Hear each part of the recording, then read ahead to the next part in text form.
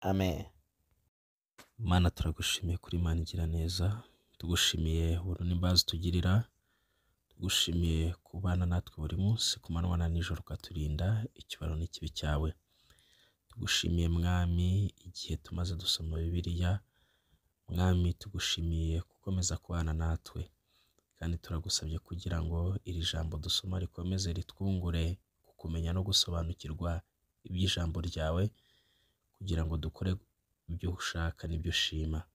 Ukomeze utuyoboze umwuka wawe wera, kandi Imana yacu ukomeze kubana na buri wese, kandi zigire icyo rimarira ubugingo bwe, rifashe imibereho ye, kandi hagaragara impinduka nziza, maze byose bidufashirize hamwe kutuzanira ibyiza. Byose biko ushaka mu izina rya Yesu Kristo umwami wacu tubisabye. Amen. Igice cya kabiri. Mose aravuka, umukobwa wa Farawo aramurera. Umugabo wo mu muryango wa Lewi aragenda arongora umukobwa wa Lewi. Uwo mugore asama inda abyara umuhungu, maze abonye ko ari umwana mwiza, amuhisha amezi 3. Ananiwe guhora amuhisha, amubohera akato gapfundikiye mu ntamyi, agasiga ibumba n'ubushishi, ashyiramo uwo mwana, agashyira mu rufunzo rwo ku nkombe y'uruzi. Mushiki we aramwitarura ngo amenye ikiri bumubeho. Uwo mukobwa wa Farawo amanurwa no kwiyuhagira mu ruzi. Abaja be bagendagenda ku nkombe y'uruzi, abona kakato mu rufunzo, atuma umuja we kukazana. Agapfunduye abonamo umwana ararira, aramubabarira ati, uyu ni umwana w'Abaheburayo. Mushiki we abaza umukobwa wa Farawo ati, sinjya se kukuzanira umurera mu Baheburayo kazi ngo amukurerere? Umukobwa wa Farawo aramusubiza ati, nuko genda umunzanire. Umukobwa aragenda ahamagara nyina w'uwo mwana. Umukobwa wa Farawo aramubwira ati, jyana uyu mwana umunderere, nzaguhemba. Umugore ajyana uwo mwana aramurera. Uwo mwana arakura, amushyira umukobwa wa Farawo, ahinduka umwana we, amwita Mose, ati, nuko namukuye mu mazi. Mose yica Umunyegiputa arahunga ajya i Mediyani.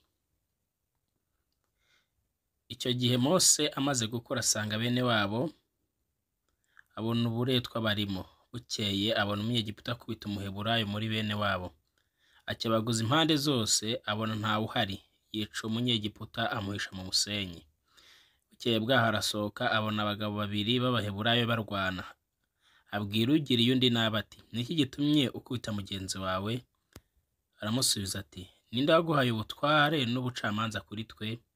Urashaka kunyica nk'uko wishe wa Munyegiputa? Mose aratinya, aribwira ati, ni ukuri byaramenyekanye. Farawo abyumvise ashaka kwica Mose, maze Mose aramuhunga ajya gutura mu gihugu cy'Imidiyani. Agezeyo yicara iruhande rw'iriba. Umutambyi w'Imidiyani yari afite abakobwa 7, baraza badahira intama za se, buzuza ibibumbiro. Abashumba baraza barabirukana. Mose arahaguruka arabatabara, yuhira umukumbi wabo. Bagiye kwa se Reweli arababaza ati, noneho ko mutebutse? Baramusubiza bati, nuko umugabo w'Umunyegiputa yadukijije abashumba, kandi akatudahirira, akatwuhirira umukumbi. Abaza abakobwa bati, ari he? Niki gitumye musiga uwo mugabo? Nimumuhamagare tumufungurire. Mose yemera kubana n'uwo mugabo, ashyingira Mose umukobwa we Zipora. Abyara umuhungu, samwita Gershomu. Ati, nari umusuke mu gihugu kitari icyacu, Abisirayeli batakira Imana irabumva. Hashize iminsi myinshi umwami wa Egiputa aratanga, Abisirayeli banishwa n'uburetwa babakoresha barataka. Gutaka batakishwa n'uburetwa kurazamuka kugera ku Mana. Imana yumva umuniho wabo, yibuka isezerano ryayo yasezeranije Aburahamu na Isaka na Yakobo. Imana ireba Abisirayeli imenya uko bameze. Nimwakire neza ijambo ry'Imana. Mana Data twese wo mu ijuru, turagushimiye kuri Imana nziza, tugushimiye ineza n'urukundo tugirira, tugushimiye ubuntu bwawe, kandi turagushimiye umwanya wose tumaze dusoma ijambo ryawe ryera. Wakoze kubana natwe, kandi Mwami Imana ubwami bwawe bwamamare mu izina ryawe Yesu Kristo. Mana ukomeze kubana na buri wese, kandi umwuka wawe wera akomeze kuba kuri buri wese kugeza igihe tuzongera gusubirira. Mwami ukomeze turindishe amaboko yawe akomeye, tubisabye Imana Data wa twese mu izina rya Yesu Kristo umwami kandi umukiza wacu. Amen.